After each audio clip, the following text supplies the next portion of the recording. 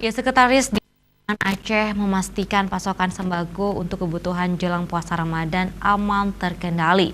Dinas Pangan Aceh pun telah berkoordinasi dengan instansi terkait untuk keberadaan pangan di pasar-pasar di Aceh.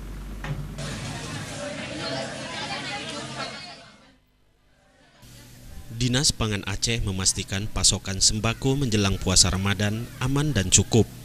Pihak Dinas Pangan Aceh pun telah jauh-jauh hari memastikan pasokan sembako untuk kebutuhan jelang puasa di pasar-pasar tradisional di Aceh, sehingga mencukupi.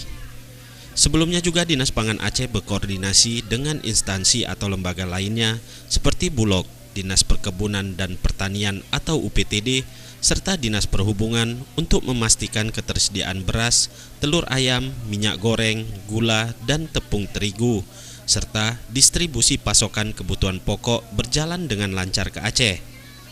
Dan dengan terkendalinya pasokan sembako tidak sampai menekan konsumen, juga tidak sampai merugikan produsen, dan diharapkan harga-harga di pasaran tidak bergejolak menjelang puasa Ramadan tahun ini.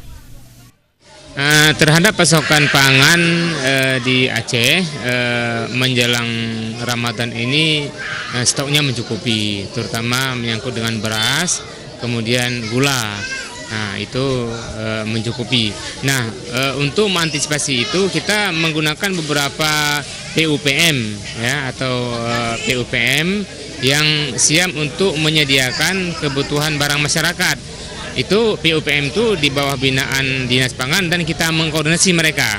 Nah, jadi mereka siap ketika kita meminta barang, siap mereka menyediakan untuk kebutuhan masyarakat, terutama menghadapi bulan Ramadan.